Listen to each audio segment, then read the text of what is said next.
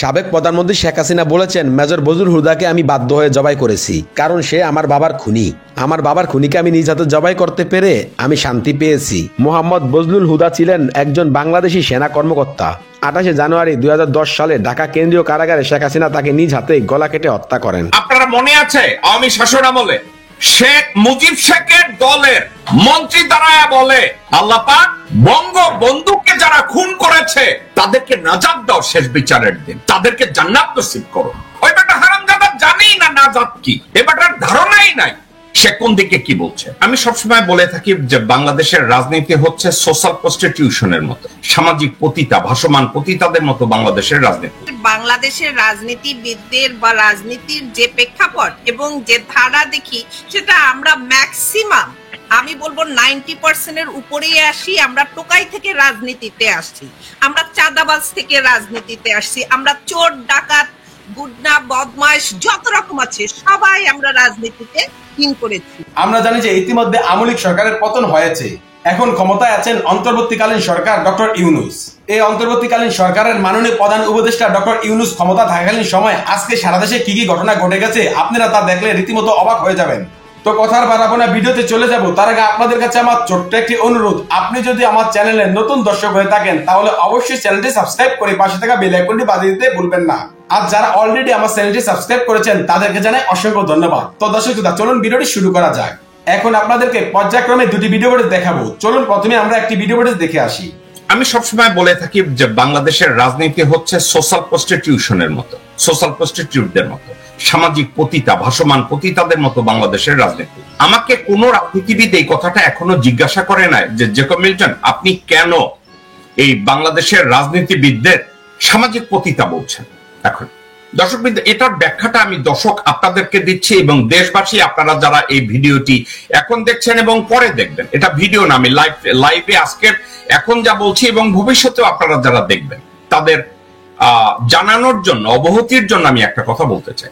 বাংলাদেশের কোন রাজনৈতিক দল, whether it is Awami League, BNP, জামাতে ইসলামী, জাতীয় পার্টি, অন্য যে কোনো দল, তাদের নির্বাচনের আগে অথবা নির্বাচনের পরে সরকার পরিচালনার ক্ষেত্রে, রাষ্ট্রের রিফর্ম অথবা উন্নয়নের ক্ষেত্রে এসব রাজনৈতিক দলগুলোর সুনির্দিষ্ট কোন পলিসি বা পরিকল্পনা, সেটাই বলেন আপনি পলিসি ইংরেজিতে, বা পরিকল্পনা তাদের নাই এবং থাকে না।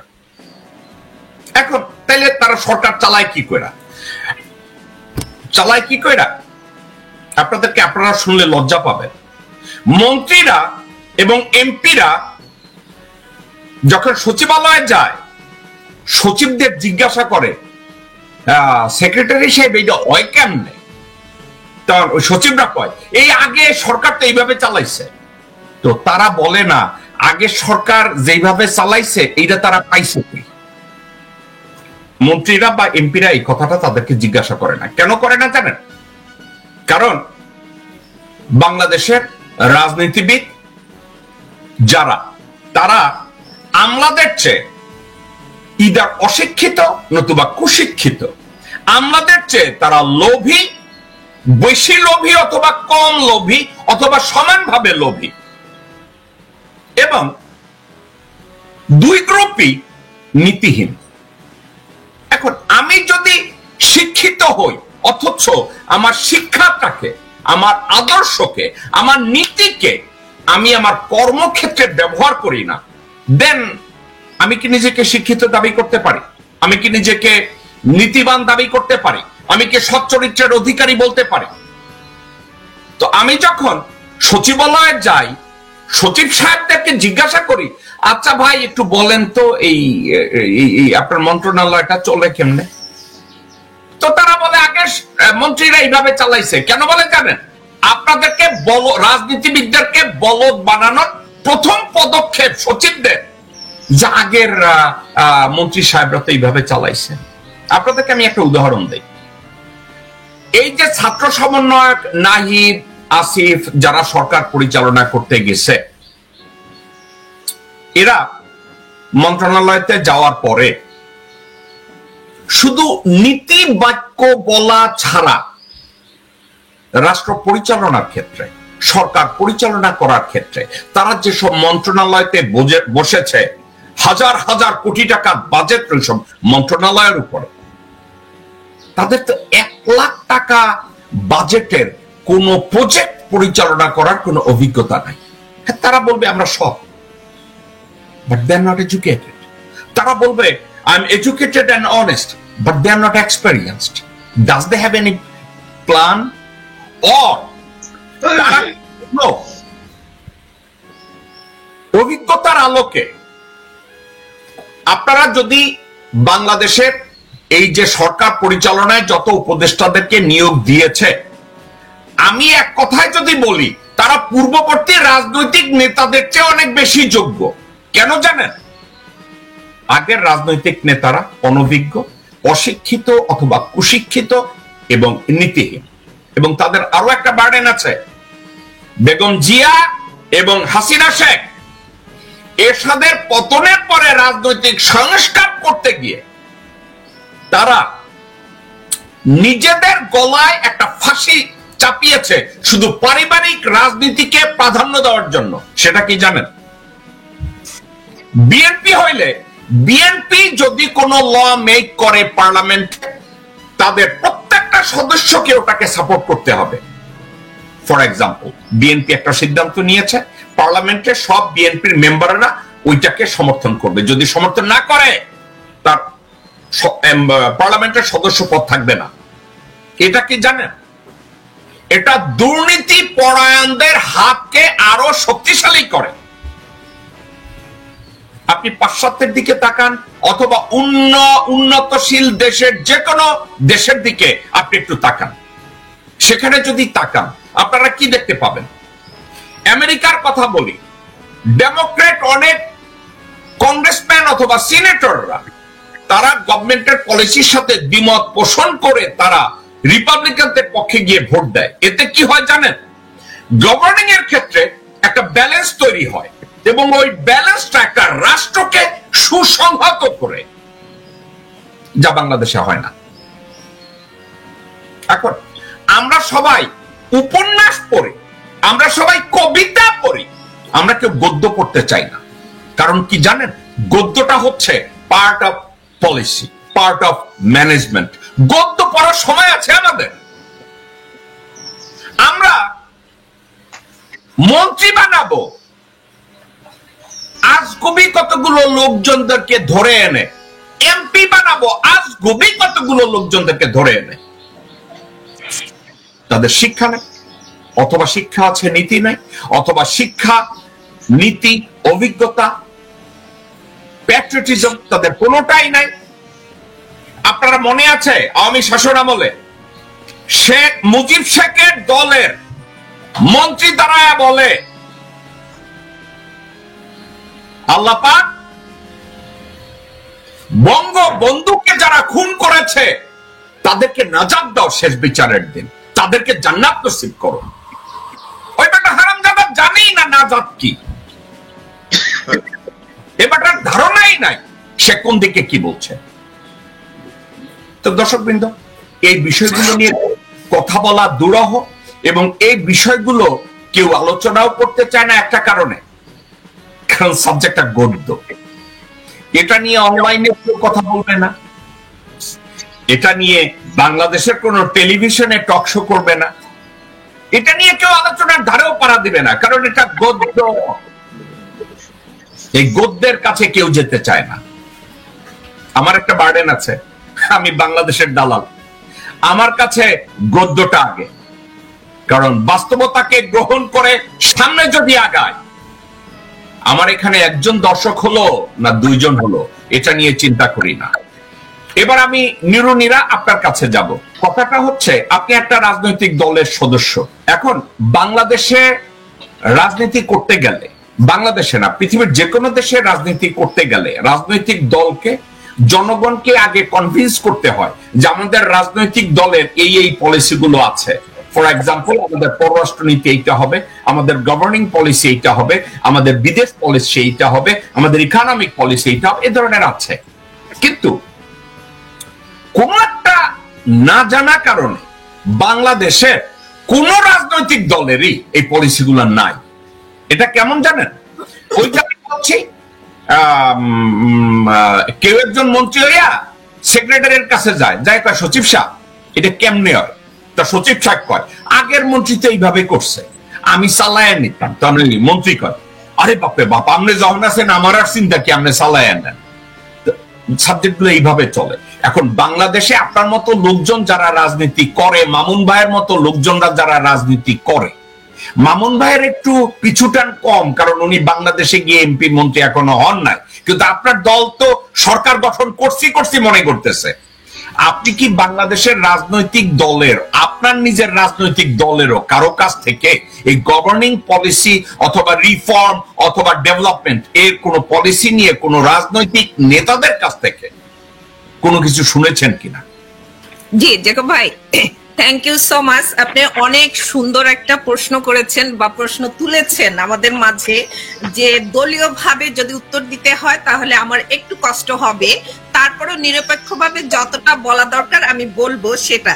প্রথমেই আমার কথা হলো যে আমাদের বাংলাদেশের রাজনীতিবিদদের বা রাজনীতির যে প্রেক্ষাপট এবং যে ধারা দেখি, সেটা আমরা ম্যাক্সিমাম, আমি বলবো 90% উপরেই আসি। আমরা টোকাই থেকে রাজনীতিতে আসছি, আমরা চাঁদাবাজ থেকে রাজনীতিতে আসছি, আমরা চোর ডাকাত গুন্ডা বদমাশ যত রকম আছে সবাই আমরা রাজনীতিতে ইন করেছি।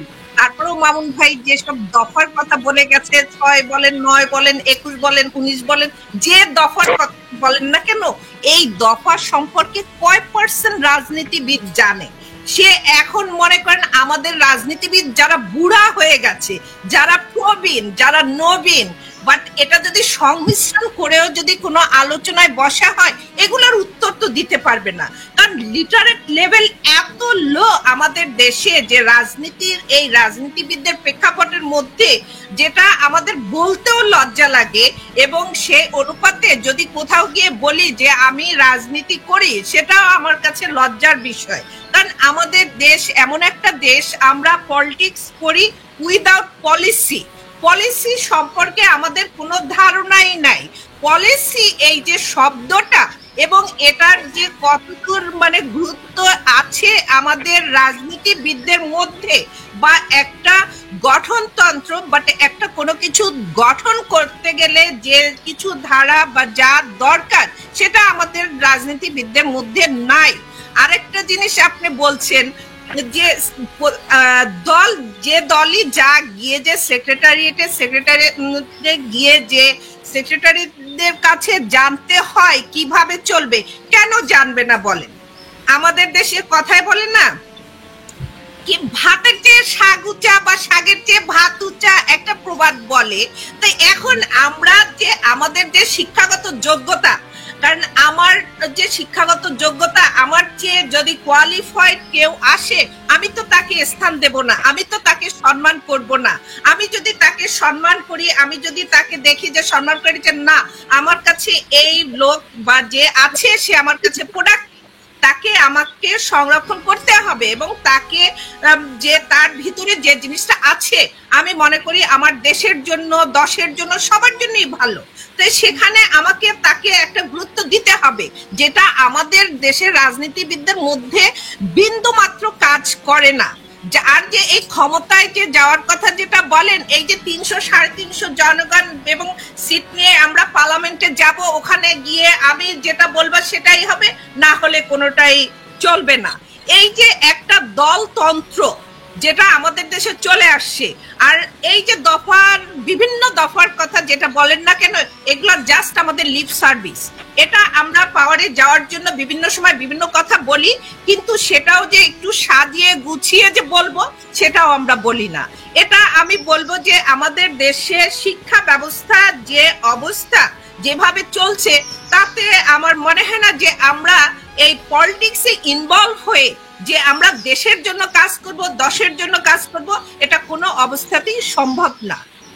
আপনি কি মনে করেন যে বিএনপি গভর্নিং এর ক্ষেত্রে অন্য দলের চেয়ে আলাদা কোন স্বকীয়তা প্রমাণ করেছে জনগণের কাছে, যে বিএনপির আলাদা একটা এজেন্ডা আছে, বিএনপির গভর্নিং পলিসিতে কোনো নতুনত্ব আছে, বিএনপির রাজনীতিবিদদের ভিতরে ডাইভার্সিফাইড কোন পজিশন আছে অথবা প্র্যাগমেটিজম আছে, এটা কি আপনি কি দাবি করে বলতে পারেন বিএনপির একজন কর্মী হিসাবে যে আমার দল এক্ষেত্রে ডাইভার্সিফাইড? মানে এ ধরনের কোন মন্তব্য করার মতো কি কোনো পজিশন আপনার আছে? না, এ ধরনের কোনো কিছু আমি এ পর্যন্ত দেখিও নাই বা শুনিও নাই। গত 6 মাসের কথা আমি বলবো, 6 মাস না ধরি, আমরা 4 মাসই ধরি, বাট সে কথা বলবো না। এ ধরনের এখন পর্যন্ত কোনো কিছু দেখা যায়নি। আমি আপনাকে আর অপ্রস্তুত করব না, আপনি একটা রাজনৈতিক দলের কর্মী, আমি আপনার রাজনৈতিক ভবিষ্যৎ উজ্জ্বল হোক এটার জন্য দোয়া করি। কিন্তু আমি আপনাকে আরো অনেক প্রশ্ন করার ছিল কিন্তু পলিসি মেকিং এ, কিন্তু একটা প্রশ্ন না করলেই না। আপনি কি মনে করেন আওয়ামী লীগ অথবা বিএনপিতে ওই পরিবারের হাসিনা শেখ, রেহানা শেখ, বেগম জিয়া এবং তারেক জিয়া, এদের এই 4 জনের বাইরে একটা রাজনৈতিক দলের পলিসি মেকিং এ অন্য কেউ মতামত দেওয়ার মতো কোনো সুযোগ আছে? আপনার উত্তর দেওয়ার দরকার নাই, আপনার উত্তর আমি পেয়ে গেছি, থ্যাংক ইউ।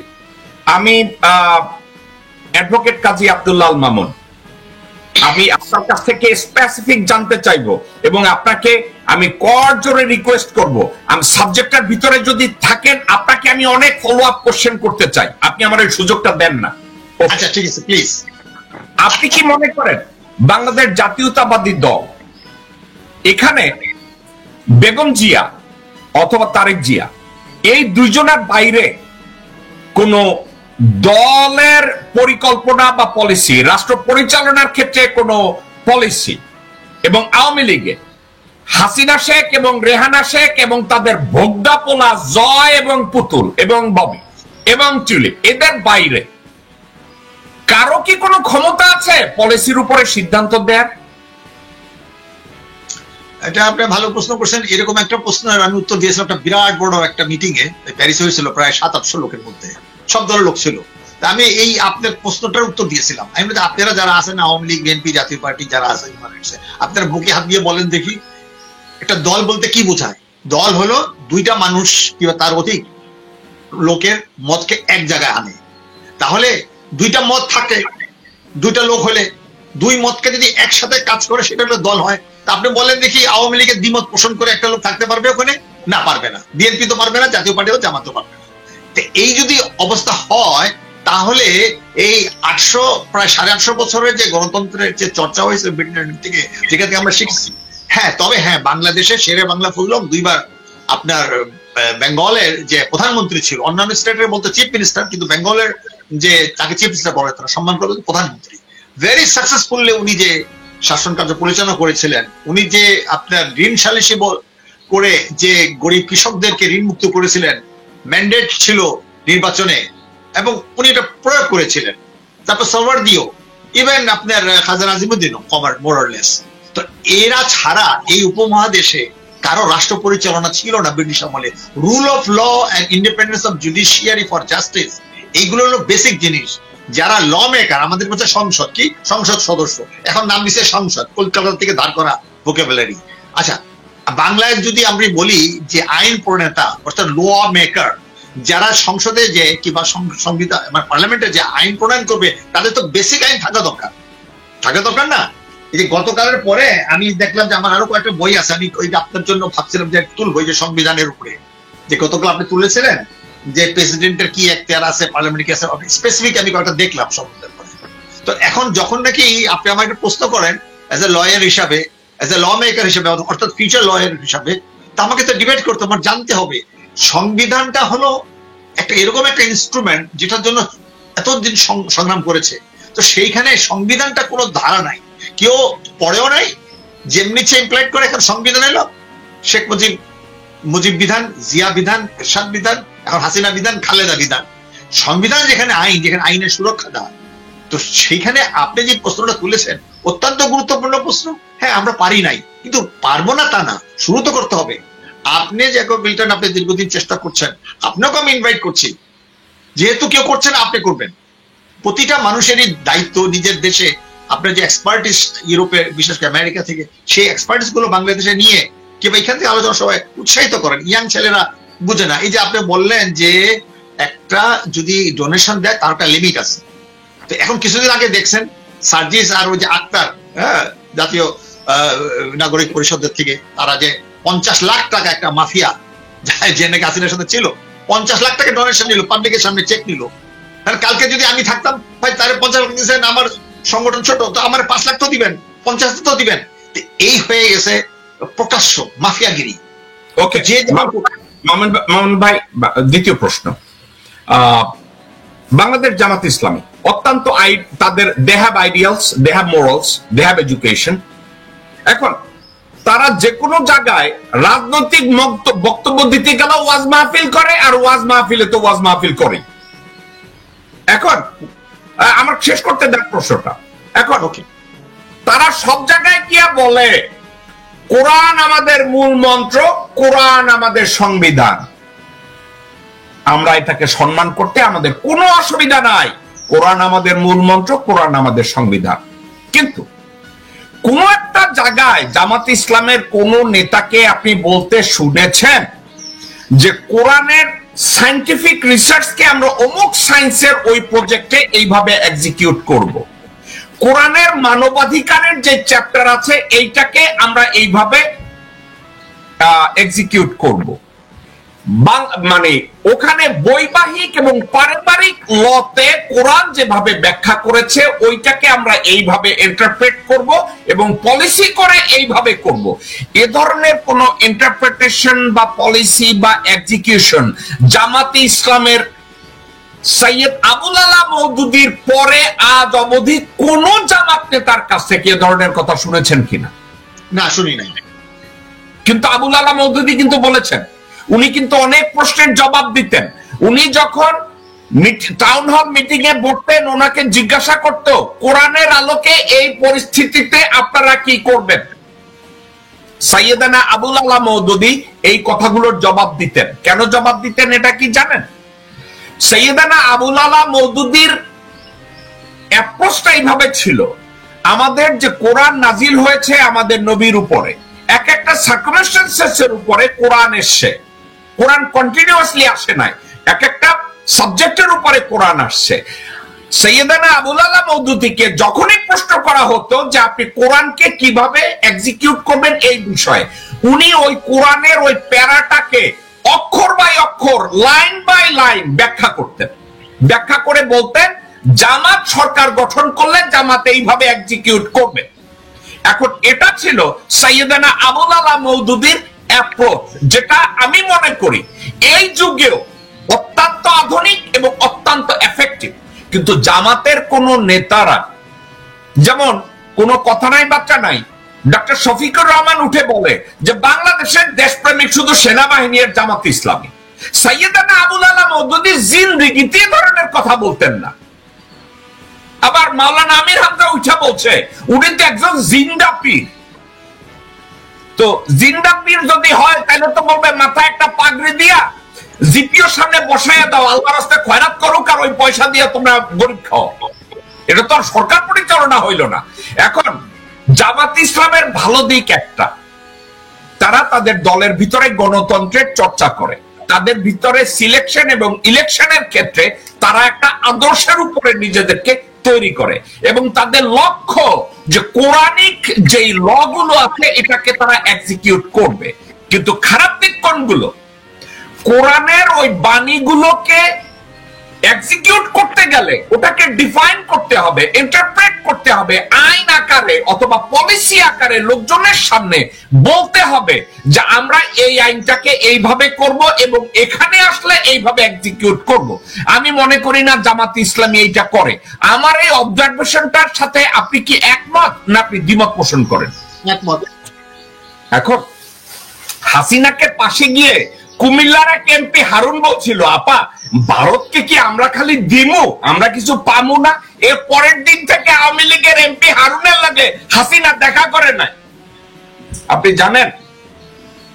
এখন হাসিনারে হারুন এইটা না কইয়া যদি কইতো ওই ভারতীয় চুতমারানি বেশ্যা, দিতে দিতে আর কি দিবি, ওইটা হাসিনা শুনে। কারণ কি জানেন? ওইটা ওর মায়ের ভাষা, এইটা নারায়ণ চন্দ্র পালের ভাষা, এইটা আওয়ামী লীগের ভাষা। আপনি টানবাজার বিশ্বপাড়ায় শামীম ওসমানের পাশে যাইয়া হাদিস শুনাইবেন, ওইটা কাজে লাগবে না ঝাড়ু দিয়ে পিটাইতে শুরু করবেন ওইটা কাজে লাগবে? কোন ভাষা শুনবে? এবার আমি ডক্টর নওশাদের কাছে আসি। আমি আমার খারাপ কথাকে প্রমোট করছি না, আমি জাস্ট ফ্রাস্ট্রেটেড হচ্ছি। আমার জনগণ নিষ্পেষিত হচ্ছে, আমার দেশমাতা বাংলাদেশ ধীরে ধীরে হারিয়ে যাচ্ছে। যখন সম্মুখ যুদ্ধে আমি যাব তখন ওয়াকারের কাছে মেশিন গান আছে, ওয়াকারের কাছে 14.7 মিলিমিটার গান আছে, 4 ব্যারেল আর্টিলারি আছে, কিন্তু আপনার আর আমার কাছে ওইটা নাই। তাদের কাছে যে অস্ত্রগুলো আছে ওটা আইনসম্মত উপায় আছে, এবং তারা যখন আপনার বুকে আর আমার বুকে গুলি করবে আইনসম্মত উপায় অপব্যবহার করে গুলি করবে। Then what is my option, doctor Naushad? আমি আপনার কাছে জিজ্ঞাসা করছি, তারা যখন আমার বুকে গুলি করবে আইনসম্মত উপায়ে আইনকে অপব্যবহার করে, তখন এর প্রতিবাদের ভাষা আমার কি হওয়া উচিত? আল্লাহর রাস্তে আমারে মাইরেন না, মাফ করে দেন, এইটা? আপনি আমার জায়গায় হইলে কি করতেন ডক্টর নওশাদ? না, আমি বলতেছি যেটা যে আপনি যে পাবলিক টক শো যেটা হচ্ছে এটা তো সারা বিশ্ব দেখছে বা ইয়ে করছে, যে এখানে একটু ভাষাটা আর একটু করে গত 16 বছরে পাবলিক টক শো বাংলাদেশের টিভি বক্সে গত 16 বছর হইছে। তারা অত্যন্ত ভদ্রভাবে, অত্যন্ত কোরআন শরীফের ভাষায়, ভেদার ভাষায়, তৌরাতের ভাষায়, ইনজিলের ভাষায় সব করছে। কাজ হইছে কি ডক্টর নওশাদ? কাজ বলতে একটা জনমত তো গড়ে উঠছে, না, এই জনমতের জন্য কি হাসিনা গেছে? না না, ওকে, এগুলো তো হয়েছে বিভিন্ন এই টক শো গুলো তো অবশ্যই একটা জনমত গঠনে একটা বড় একটা ভিত্তি রেখেছে, তা না হলে তো জনসমর্থনটা থাকতো না। জনসমর্থন যদি না থাকতো তাহলে এই আন্দোলন সফল হতো না। আন্দোলন সফল জনসমর্থন। ডক্টর নওশাদ একটা টক শো রেফারেন্স দেই। টক শোতে বলে, আপা আপনাকে আমরা খুব একটা কাছে পাচ্ছি না, আপনি এখন আন্তর্জাতিক মহলে সমাদৃত, আপনাকে ছাড়া বাংলাদেশ তো বাঁচবে না। এটা হচ্ছে টক শো। ওটা তো টক শো না, ওটা তো হয়েছে টক শো। ওটা ছিল টক শো, এটা ভালো বলছেন। ওকে, কাজী আব্দুল্লাহ মামুন, আমি আমার গালিগালাজকে প্রমোট করছি না। আমি এতক্ষণ ডক্টর নওশাদের সাথে আমি ডিফেন্ড করার চেষ্টা করছিলাম যে আমার যুদ্ধের ভাষা এইটা। আমার কাছে অস্ত্র নাই, আমার কাছে বোম নাই, আমার কাছে আর্টিলারি গান নাই, আমার কাছে F-16 ফাইটার নাই। আমার জনগণের জন্য আমার দ্বারাই এইটা বলতে হবে যে তুই ভারতীয় চুতমারানি নিয়ে সংসার করিস ওয়াকার। ওই চুতমারানির কথায় তুই যদি সংসার আমাদের বাংলাদেশ চালাস, আমাদের সংবিধানকে ব্যবহার করে তুই তোর ক্ষমতাকে পাকাপোক্ত করিস, that's not gonna serve for the 20 crore people. That's my opinion. Advocate Mamun, আপনি চাইলে আমাকে ক্রিটিসাইজ করতে পারেন, আমার অসুবিধা নাই। আমি আপনার আজকের এই আলোচনা এবং ডক্টর নওশাদ দুজনের আলোচনা শুনলাম। আমি আপনাকে কখনো বলি নাই যে আপনি গালি দেবেন না। আমি বলছি ল্যাঙ্গুয়েজটা একটু সফট, মানে কিন্তু বলতে হবে হার্ডলি, এটা ঠিক আছে। আজকে এখন এই মুহূর্তে আপনি যেভাবে কথা বললেন, আমার যেসব বন্ধু বান্ধব ইভেন আর্মির রিটায়ার মানে ওয়াকারও সিনিয়র যেসব তাদের সাথে আমার কথা হয়েছে, একজনের নাম বলবো না, উনি বললো যে আমি জ্যাকব মিল্টনের টক শো শুনি এই কারণে ও গালি তখন দেয় না, খুব মজা লাগে। তো এখন আমি যদি মানে স্ট্যাটিস নিয়ে দেখি, দেখা যাবে জ্যাকব নিটন যদি ভদ্র হয়ে যায় তাহলে জ্যাকব নিটন অনেক শ্রোতা কমে যায়। তো কাজে অনেক জিনিস আছে। অ্যাজ এ লয়ার হিসাবে আমার ভাষা, কিংবা আমি রেভলিউশনারি নিজে নিয়ে মুক্তিযুদ্ধ ছিলাম, আমারও ল্যাঙ্গুয়েজে আমি খুব সফট ল্যাঙ্গুয়েজ কথা বলি না। হাসিনার সাথে 32 নম্বরে আমি যেভাবে অর্ডারের সাথে ধমকের সাথে কথা বলছি, ইভেন খালেদার সাথে কথা বলছি, বাংলাদেশ ইতিহাসে কেউ বলে নাই। ইভেন সেক্রেটারির ভিতরে ঢুকে আমি এটা আরেকদিন বলবো। কাজেই আমিও মানে ল্যাঙ্গুয়েজ খারাপ করতে রাজি আছি। বললাম না যে একজন আমার ওই যে আমি শুধু মানে সুরের খবর বলাতে একজন রাজনীতিবিদ তার পার্টির পত্রিকায় আমার এটা ওই শব্দটা ছড়া মানে বাদ দিয়েছিলাম। আমি কেউ রাগ করছিলাম, আপনি কেন বাদ দিলেন? তো কাজেই আমি হয়তো সুর পর্যন্ত বলবো, আরো হয়তো বলবো, কিন্তু ল্যাঙ্গুয়েজ যে যার অবস্থান থেকে বলবে। জ্যাকব মিল্টনের অবস্থান থেকে উনি যে ভাষায় কথা বলেন, তাজ হাশমি হয়তো অন্যভাবে বলবে, আরেকজন তো অন্যভাবে, আমি হয়তো আরেকভাবে বলবো। তবে ফোর্স থাকতে হবে, কমান্ড থাকতে হবে, হ্যাঁ, মানে এইটা যদি না থাকে, এখন আমি মনে করি জ্যাকব মিল্টন যেই অর্থেই গালিগালাজ দেয়, এটা আমার মনে হয় আমি আর আজকের পরে আর কিছু বলবো না। কেন বলবো না? উনি যেটা জনগণের সাথে যেই ভাষায় কমিউনিকেট করে, জনগণের যদি অধিকাংশ লোক যদি এটাকে পছন্দ করে, why not? We should accept it. Thank you. ওকে, আমি ডক্টর নওশের এবং অ্যাডভোকেট মামুন, আমি ব্যাঙ্গালোর থেকে ডক্টর ওয়াকার, জেনারেল ওয়াকারের পক্ষে এই মন্তব্যটা এসছে গতকালকে টকশোর প্রেক্ষিতে। মন্তব্যটা ছিল জ্যাকব মিল্টনের মিথ্যাচার, সেনাবাহিনীর গৌরবময় ইতিহাসকে আঘাত করার অপচেষ্টা, তিনি নিজের স্বার্থসিদ্ধির জন্য দেশের বিরুদ্ধে ষড়যন্ত্রে লিপ্ত হয়েছেন। তার এই বক্তব্য প্রমাণ করে যে তিনি দেশের স্থিতিশীলতার শত্রু। এ ধরনের ব্যক্তি দেশের জন্য হুমকি এবং তাকে আইনের আওতায় আনা উচিত। যে এই মন্তব্যটা করেছে, নাম দিয়েছে সোনালী আক্তার, কিন্তু আইপি অ্যাড্রেসটা আসামের। অ্যাডভোকেট মামুন, আপনি কি এই কথাটার উপরে কোনো মন্তব্য করবেন? এটার কি কোনো জবাব আছে? না, জবাব তো আছেই। এখন ব্যাপারটা হয়েছে যে আসাম বলেন আর পশ্চিম বাংলা, সেভেন সিস্টার দিল্লি বলেন, তাদের একটা বিরাট মার্কেট হাতছাড়া হয়ে গেছে। এখন ওখানে দেখছে অন্যান্য টকশোর লোকরা, তারা কিছু চাকরি চায়, তারা কিছু সুবিধা চায়, হ্যাঁ, তারা কিছু তদবির বাণিজ্য চায়। আমি কারো নাম বলছি না। তাদের শো বাড়াইলে তাদের কিছু টাকা আসে। কিন্তু জ্যাকব মিল্টনের ব্যাপারে তো মানুষ বুঝে গেছে, জ্যাকব মিল্টনের টাকাও দরকার নাই, খ্যাতিও দরকার নাই, আর সে কোনো দল করে না। তার দল একটা, বাংলাদেশ। হ্যাঁ, সে বাংলাদেশের দালালি করে, এটার জন্য সবকিছু করতে পারে। এইটা জনগণের মাঝে ঢুকে গেছে। কাজেই আজকে জনগণ যদি জ্যাকব মিল্টনকে মনে করে উনি দেশের স্থিতিশীলতা না, দেশের স্বাধীনতা সর্বমত রক্ষার জন্য উনি আপ্রাণ চেষ্টা করে যাচ্ছেন, যদি জ্যাকব মিল্টন মনে করে যে অল্প সংখ্যক অডিয়েন্স যদি মনে করে যে হ্যাঁ এটা উনি দেশের দেশপ্রেমিক সরকার, ওয়াকার কিসের দেশপ্রেমিক, তার তো ট্রাই হবে। আমরা সরকার যাবই, আমি কিভাবে যাব current that is not matter. আমরা তো সরকার গঠন করবই এবং will be part of it. আমি যদি একটা ছোট একটা যদি একটা ওখানে স্পোক্সম্যান হিসাবে থাকতে পারি, কথা বলা যান, তবুও এই সরকারকে ফেল হতে দেবো না। কেন দেবো না? এবং ওয়াকারকে ট্রায়ালে যেতে হবেই। কেন যেতে হবে? এবং এই যেসব নাকি আর্মিরা মিলে জনগণকে জেনোসাইড করেছে, ভারতে আর্মি এনে জেনোসাইড করেছে, পত্রিকায় না সারা পৃথিবীতে আছে, যাদেরকে স্পাইনারদেরকে ওকে হেলিকপ্টার দিয়ে চলে গেছে, যারা নাকি মেরেছে, সবাই বিচার হবে। ইন্টারন্যাশনাল ট্রাইব্যুনালে ভারতেরও বিচার হবে এবং সেটা করবই, এবং এখানে কোনো ছাড় নাই। এবং যারা আজকে এই কথা বলছে, এই ভারত যতই বলুক না কেন, কোনো পাত্তা দরকার নাই। ধন্যবাদ। ডক্টর নওশের আরেকটা মন্তব্য করেছে, এটা এসে কলকাতা থেকে। জ্যাকব মিল্টনের মতো ষড়যন্ত্রকারী দেশের শান্তি ও স্থিতিশীলতা নষ্ট করতে চায়। তিনি সেনাপ্রধানের বিরুদ্ধে মিথ্যা বলে তার সুনাম ক্ষুণ্ণ করার চেষ্টা করছে। এ ধরনের ভিত্তিহীন অভিযোগ কোনোভাবেই বরদাস্ত করা যাবে না। সেনাবাহিনীর বিরুদ্ধে এই ষড়যন্ত্রের কঠিন জবাব দিতে হবে।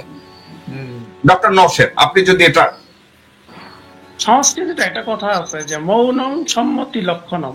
এই যে আপনি যে অভিযোগগুলো আনছেন জেনারেল ওয়াকারের বিরুদ্ধে, ডক্টর তাজ হাশমি বলছেন, আরো অনেকে কেউ কেউ বলছেন তাদের শোগুলাতে, যেমন পিনাকি ভট্টাচার্য উনিও বলছেন।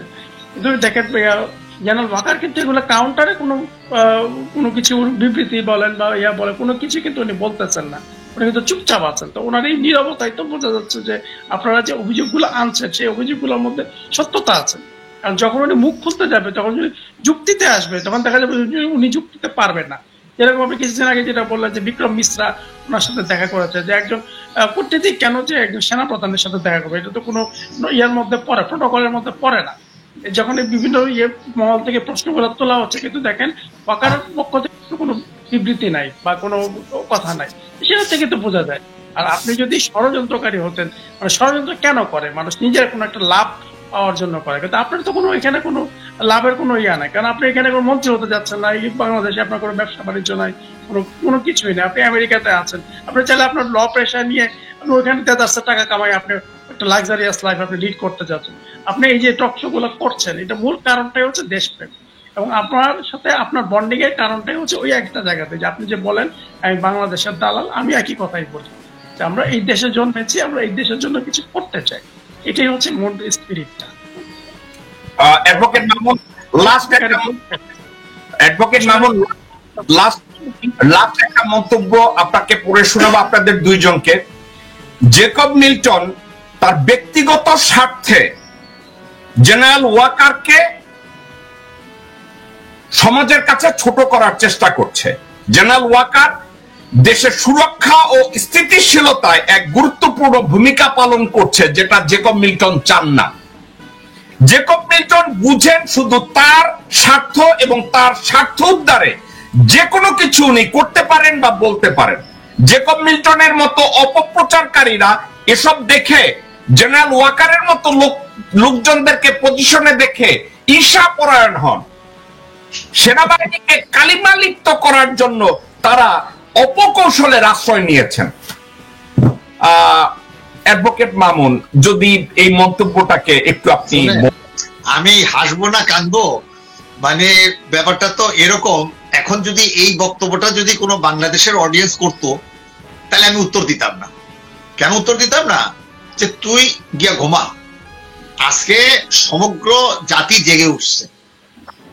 আজকে জ্যাকব মিল্টন ভার্সেস যদি ওয়াকার হয়, এই কথাই যদি হয়, আমার মনে হয় 99% না হোক 90% উপরে ভোট পড়বে জ্যাকব মিল্টন।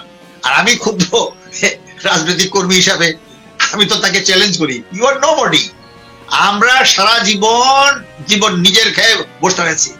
আমার এখানে আমি একটা লয়ার হিসাবে আমি কিন্তু ঘন্টায় 350 ইউরো, ইউরো 350 অনেক টাকা। আমি অনেক কেস আমি নেই না। আমার যত ইনকাম করছে ওটা দিয়ে আমি জনগণের কাজ করি। আমার সারা পৃথিবীতে 1 ইঞ্চি পয়সা সারা পৃথিবী জানে। এটা যদি আমি যেহেতু পয়সায় বিক্রি হবো না, ভয়ে বিক্রি হবো না, হ্যাঁ, জ্যাকব মিল্টন কেউ বিক্রি করা যাবে না, নিজেও বিক্রি হবে না, এবং তাকে ভয় দেখানো যাবে না। কাজেই আজকে একটাই কথা বারবার আমি বলি, নজরুলের সেই কথা, অসত্যের কাছে নত নাই হবে শির, ভয়ে কাঁপে কাপুরুষ, লড়ে যায় বীর। কাজেই জ্যাকব মিল্টন আর ওয়াকারের ভীতি এইটাই যে কোন দিন নাকি আমরা তার বিচার করি আন্তর্জাতিক আদালতে, তার ভীতি সেখানে। আমাদের ভয় করার কিছুই না। জ্যাকব মিল্টনকে আমি লাল সালাম জানাই, উনি অব্যাহত রাখবেন এই বক্তব্য, আমরা তো আছি। ডক্টর নওশের, আপনার কাছে একটা কথা, এটা প্র্যাগম্যাটিক একটা কথা। অ্যাডভোকেট মামুন এবং আপনি দেশের দ্রব্যমূল্যের ঊর্ধ্বগতি নিয়ে কথা বলেছেন, যদিও বেশ কিছু মূল্য কমের দিকে, পেঁয়াজের ক্ষেত্রে, শাকসবজির ক্ষেত্রে বিভিন্ন দিকে দাম টাম কম, কিন্তু ইন্টারনেটের খরচের ক্ষেত্রে আপনি যেটা বলেছেন এটা সত্য কথা।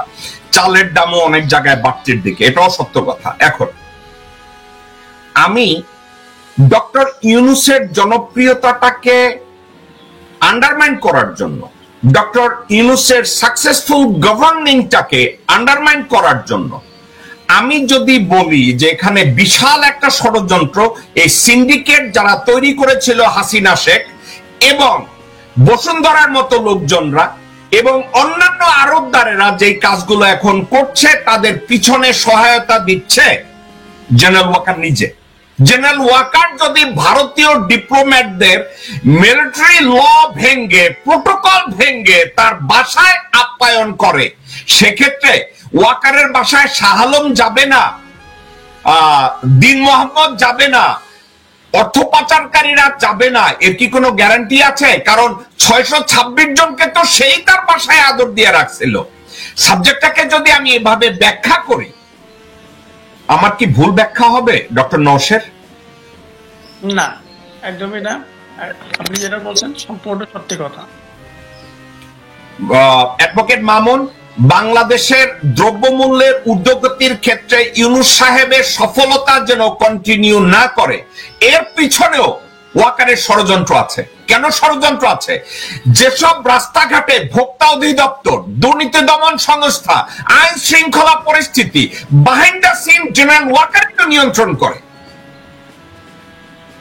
স্বরাষ্ট্র উপদেষ্টাকে সে নিয়ন্ত্রণ করে, জেনারেল হাফিজ প্রতিরক্ষা উপদেষ্টাকে সে নিয়ন্ত্রণ করে, ডিজিএফআই ডিজি হিসাবে বসায় দিছে ছাত্রলীগের এক সশস্ত্র ক্যাডার জেনারেল জাহাঙ্গীরকে। তো এখন এই দ্রব্যমূল্যের জন্য আমরা পাবলিকলি বলি এইটা বন্ধ করেন, ওইটা বন্ধ করেন, আর জেনারেল ওয়াকার যদি রাঘব বোয়াল, ডক্টর ইউনূস বা জেনারেল জাহাঙ্গীর যদি রাঘব বোয়ালদের গ্রেফতার করতে যায়, general Waker behind the scene বলবে, do not do it, it can not be done. এইটা ওয়াকার করে, তার প্রমাণ কোনটা জানেন? 2009 সালের 25শে ফেব্রুয়ারি তাকায় দেখেন, মেজর ওয়াকারকে পাঠানো হলো বিডিআর পিলখানা মেসাকারের ওখানে, এবং তার ব্রিগেড কমান্ডার 46 এর ব্রিগেড কমান্ডার ব্রিগেডিয়ার জেনারেল হাকিমকে সে বলছে, আপা বলছে ভিতরে যাওয়া যাবে না, আপা বলছে পিলখানার ভিতরে অপারেশন চালানো যাবে না। যেই ওয়াকার এই কথা মির্জাফরের মতো বলে, সেই ওয়াকার বাহিন্দা সিং যদি দ্রব্যমূল্য কমানোর ক্ষেত্রে, আইন শৃঙ্খলা পরিস্থিতি উন্নতির ক্ষেত্রে সে যদি নেগেটিভ রোল প্লে করে, সেখানে ডক্টর মোহাম্মদ ইউনূস কিছু সময়ের জন্য একটু হেল্পলেস তো হইতেই পারে, নাকি পারে না? অবশ্যই।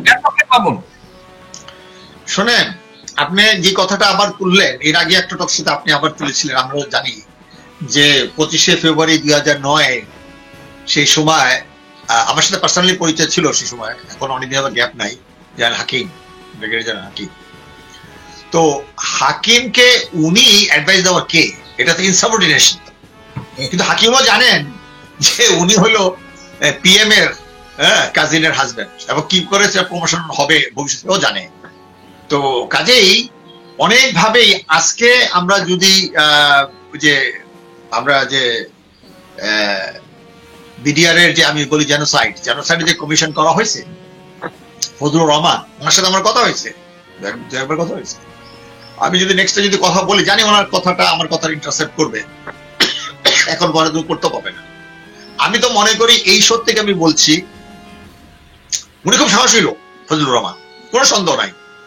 উনি আমাদের বীর, উনি দুইবার একটা যুদ্ধে নেতৃত্ব দিছে, আমরা জয়লাভ করছি অফিসিয়ালি। বলতেছে 18 জন লাশ নিয়ে যেতে পারে, আসলে 400 বেশি লোক মারা গেছে। আমি অনেক আগে থেকে জানতাম, ট্রাক লরি ভরে ভরে নিয়ে গেছে। তো কাজেই উনার এখন উচিত এই কমিশনের ক্ষমতা বলে ওয়াকারকে সমন করা, যে সেই সময় তুমি কি ছিল, এবং এইটা করার আগে সেই কমিশনের অধিকার বলে বলবে যতক্ষণ পর্যন্ত এটা না হবে ততক্ষণ পর্যন্ত তার কাজ এবং সাসপেন্ড থাকবে, কারণ এটা কমিশন করা হয়েছে, অনেক পাওয়ার। এটা নির্বাচন কমিশনের মতো। নির্বাচন কমিশনের সময় সে সময় দেখা যায় যে সমস্ত আইন শৃঙ্খলা যত সবকিছু তার অর্ডারে চলে। তো এখন যখন নাকি বিডিআর জেনোসাইড, যে বাংলাদেশের উপরে এত বড় ভারতের এবং এবং মসাদ সব মিলাই চক্রান্ত করছে বাংলাদেশের বিরুদ্ধে, এত বড় একটা জেনোসাইড তারা চালাইছে, তো সেখানে এই ওয়াকার আজকে আর্মি চিফ, তাকে তো ইমিডিয়েটলি ডিসমিস করা উচিত, আর ডিসমিস না করলে ইমিডিয়েটলি সাসপেন্ড করে এই কমিশন আনা উচিত, যেরকম আমেরিকা হয়, কংগ্রেসের সম্মুখীন হতে হয়। তো কাজে আমরা যদি মিনিমাম ডেমোক্রেসি প্র্যাকটিস করি, পশ্চিমা গণতন্ত্র যদি প্র্যাকটিস করি, হোয়াই নট, তাকে আসুক, আমরা তাকে প্রশ্ন করবো, আমি প্রশ্ন করবো, যে কমিটমেন্ট প্রশ্ন করবো, যে কোনো নাগরিক প্রশ্ন করবে। He is a public servant. Waker সাহেব, আপনি যদি এখনো সুযোগ আছে, আপনি যাদেরকে সেফ এক্সিট দিয়েছেন, আমি শুধু একটাই কথা বলি, বারবার আমি আর বলবো না, তবু আজকে আমি বলে ফেলি, যেহেতু আমি বিবেকের সামনে সত্য কথা বলতে চাই, ক্যামেরার সামনে বলছি, কত লোক শুনছে আমি জানি না। আপনারা মনে রাখা দরকার, আইকম্যানকে কিন্তু আর্জেন্টিনা থেকে ধরে এনেছিল, অনেকেই জানে না, আমি জানি, ওকে, এবং আপনি তো জানবেনই। তো এখন সমস্ত ডিপ্লোম্যাটিক রুল ভঙ্গ করে তারা নিয়ে এসে বিচার করে তার বিচার করেছিল। আমরা কিন্তু তাই করব। আমি বলছি, আমি কাজী আব্দুল বলছি, আমরা যেই সব কিলিং এর মধ্যে পৃথিবীর যেখানে থাকুক না কেন, সে ইন্ডিয়ান সিটিজেন হোক, আমরা ঠিক আইকম্যানের মতো আমরা সেখান থেকে নিয়ে এসে আমরা বিচার করব। ওইখানে আমি কোনো মানবো না, ইন্টারন্যাশনাল আইন বলে কোনো কথা নেই। আমার আত্মরক্ষার মানেই হলো, before I am kill, I have to kill my enemy first. That is called self defense. আজকে রাষ্ট্রীয়ভাবে আমাকে তাই করতে হবে। নট অনলি দ্যাট, বাংলাদেশের গভর্নমেন্টের উচিত যে মঈনকে সামন করে নিয়ে আসা, ডিপ্লোম্যাটিক নিয়ে আসা, তারপরে দেখবো ওয়াকার কি বলে, এই চারপাশে সবাইকে ডেকে আস, তোমরা কি কি জানো। কাজেই আমার মনে হয় যে আমরা প্রফেসর ইউনূসের ভয়েস হতে পারি, আমরা তার হয়ে কথা বলতে পারি, আমরা কোনো অ্যাডভাইজার না। আমরা মনে করি এই জনগণের পক্ষ থেকে আমরা নিজেরাই ভলেন্টিয়ার করছি যে ওয়াকারকে ইমিডিয়েটলি বিচার আওতায় নিয়ে আসা হোক, 3 বাহিনীকে বিচার আওতায় নিয়ে আসা হোক, যেসব পুলিশ ইন্ডিয়া চলে গেছে 626 জন পলায় গেছে, এগুলো আলোচনার মধ্যে আসব। যেসব রাজনীতিবিদরা সেদিন কাশেম বাজারে পরিচিত, সবই আমার পরিচিত, আমি জানি জুনেদ সাকি, সাইফুল হক ছাড়া আরো অন্যরা আছে, তাদেরকে আহত করা হয়, কিন্তু তারা ভুল করেছে। আমি হলে যেতাম না, কিসের যাবো, হু আর ইউ? তো কাজে প্রশ্নটা হয়েছে যে আজকে যদি ওয়াকার ভার্সেস আর আমাদের প্রফেসর ইউনূসকে সামনে আনা হয়, তাহলে খুবই দুঃখজনক ব্যাপার। কাজে আজকে যেসব রাজনীতিবিদরা, বিশেষ করে বিএনপি জামাতের কিছু লোকরা যেইভাবে মানুষ হতাশ হচ্ছে, যে এই দেশে দুইটাই দেশপ্রেমিক আছে, এবং দুই দেশপ্রেমিকের হলো একটা সেনাবাহিনী, অর্থাৎ সেনাবাহিনী রিপ্রেজেন্ট করে ওয়াকার, আর একটা হলো জামাত ইসলামী। কেন উনি এটা বললেন ডক্টর শফিকুর রহমান, আমি জানি না, এটা তারাই বুঝবে। এটা নিয়ে তাদের দলের মধ্যে আমরা কিছু কথা বলেছি, খুব বিতর্ক সৃষ্টি হয়েছে। কাজেই দেশপ্রেমিক এককভাবে কারো সোল এজেন্সি না, এই প্রতিটা নাগরিক দেশপ্রেমিক, একটা সোলজার থেকে জেনারেল পর্যন্ত। হ্যাঁ, এইটার জন্য কারো সার্টিফিকেট নেওয়ার প্রয়োজন হবে না। কাজেই হি ইজ এ পাবলিক সার্ভেন্ট, এবং তাকে জবাবদিহি করতে হবে, মরণোত্তর হলেও জিম্মা করতে হবে। আমরা জীবিত অবস্থায় আমরা যেসব আমাদের এসব ক্রিমিনাল দেশে বাইরে চলে গেছে, আইকম্যানের কথা স্মরণ করা দিতে চাই। আরো একটা কথা 1 মিনিটে বলে, 30 সেকেন্ডে, সেটা হলো আপনারা জানেন জালিয়ানবাগ হত্যাকাণ্ডের ছিলাম জেনারেল ডায়ার। তো ডায়ার যখন রিটায়ার হয়ে লন্ডনে চলে গেছিলেন, তখন এক ইন্ডিয়ান প্রতিজ্ঞা করছিল প্রতিশোধ নেবে। এটার পর সিনেমা হয়েছিল, এটা আপনি জানেন। তারা কিন্তু নিয়েছে প্রতিশোধ, একে বলে দেশপ্রেম। তো কাজে আমরা যদি মনে করি যে বাংলাদেশের মুক্তিযুদ্ধের সূচনা হয়েছিল, সেই প্রতিরোধ সূচনা হয়েছিল 23শে জুন 1757 সালে, 1857 সাল, 1947, 1971, 71-এর পরে 75, 1975, আজকে হইলো আমরা 2024। এই ধারাবাহিক আন্দোলনের মধ্যে দিয়ে জনগণের যে অভিজ্ঞতা হয়েছে, এইটা বিশাল শক্তি। কাজে এখন এই যে জেনারেশনরা আমাদের অভিজ্ঞতা নিয়ে সামনে আগাবে, তাদেরকে কেউ পরাজিত করতে পারবে না। তো আশা করছি আপনারা পুরো ভিডিওটি মনোযোগ সহকারে দেখেছেন এবং এখানে কি বলা হয়েছে তাও বুঝতে পেরেছেন। এ বিষয় নিয়ে যদি আপনাদের কোনো মতামত থাকে তাহলে অবশ্যই তা কমেন্ট করে জানাতে পারেন। এখন চলুন আমরা আরো একটি ভিডিও দেখে আসি।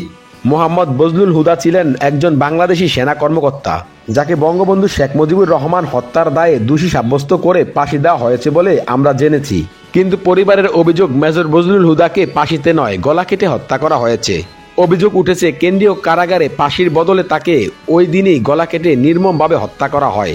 বিষয়টি সামাজিক যোগাযোগ মাধ্যমে যেমন ভাইরাল হয়েছে, তেমনি মেজর হুদার ছোট ভাই ডিউক হুদা সহ নিকটজনরা প্রকাশ্যে এমন অভিযোগ করেছেন। শুধু তাই নয়, তারা এই ব্যাপারে মামলার প্রস্তুতিও নিচ্ছেন। সবকিছু জানার পরেও পরিস্থিতি অনুকূলে না থাকায় তারা এতদিন কোনো পদক্ষেপ নেননি বলে জানিয়েছেন। মেজর বজলুল হুদা ছিলেন আলমডাঙ্গা উপজেলার হাটবলিয়া গ্রামের প্রয়াত ডক্টর রিয়াজউদ্দিন আহমেদের ছেলে। তিনি ছিলেন মেহেরপুর 2 আসনের সাবেক সংসদ সদস্য ও মুক্তিযোদ্ধা। উচ্চ আদালতের আদেশে 14 বছর আগে 2010 সালের 28শে জানুয়ারি রাতে ফাঁসি হয় মেজর বজলুল হুদার।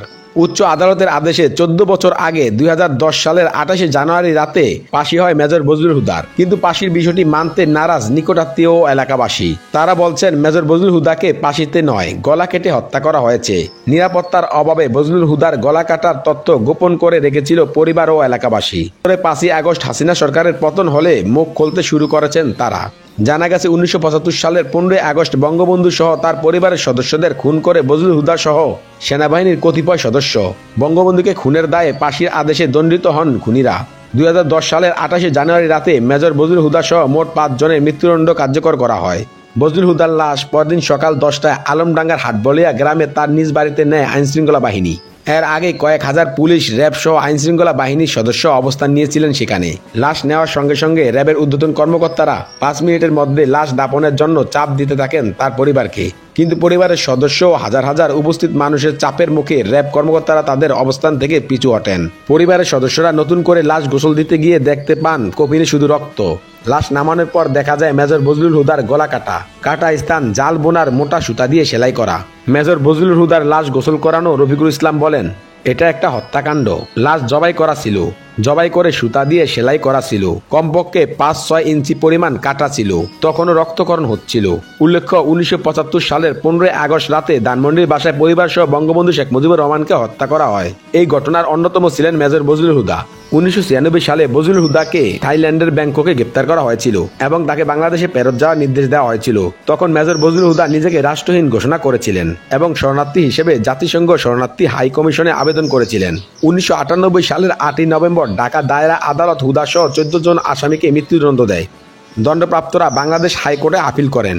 14 ডিসেম্বর 2000 সালে হাইকোর্ট এক বিভক্তিমূলক রায় দেয়। রায় একজন বিচারপতি সকলের মৃত্যুদণ্ডের কথা বলেন এবং অন্য বিচারক 10 জন আসামির মৃত্যুদণ্ডের কথা বলেন। তৃতীয় বিচারপতি কেবল অভিযুক্ত 12 জনের সাজার কথা বলেন। 2009 সালের 19 নভেম্বর বাংলাদেশ সুপ্রিম কোর্ট অভিযুক্ত 12 জনের মৃত্যুদণ্ডের বিষয়টি নিশ্চিত করে রায় দেন। 2010 সালে 28 জানুয়ারি বজলুল হুদার ফাঁসি কার্যকর করা হয়। তবে মেজর বজলুল হুদার পরিবারের ভাষ্য অনুযায়ী 28 জানুয়ারি 2010 সালে ঢাকা কেন্দ্রীয় কারাগারে শেখ হাসিনা তাকে নিজ হাতে গলা কেটে হত্যা করেন।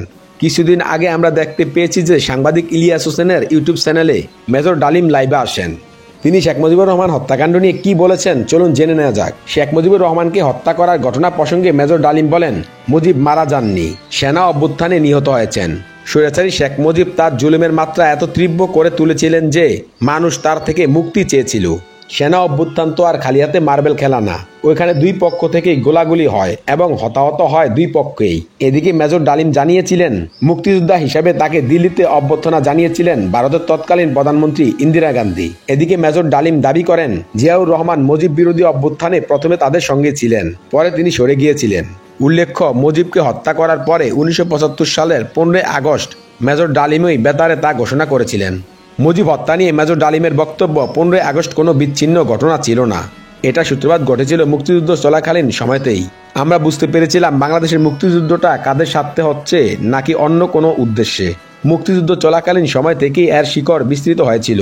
15 আগস্ট একটি সামরিক বিপ্লব ছিল, এতে উভয় পক্ষের লোকজন হতাহত হয়। তবে বিপ্লবীরা বিজয় হয়ে ক্ষমতা দখল করে নেয়। এরপর লাখ লাখ মানুষ আনন্দ মিছিল করে এবং বিরোধী রাজনৈতিক দলগুলো জনসমর্থন নিয়ে প্রকাশ্যে আসে। এর মাধ্যমে সামরিক অভ্যুত্থান জনসমর্থন লাভ করে। তো আমরা মেজর ডালিমের কথায় বুঝতে পারলাম যে সেটি একটি সেনা অভ্যুত্থান ছিল, আর এতে বাংলাদেশের জনগণেরও সমর্থন ছিল।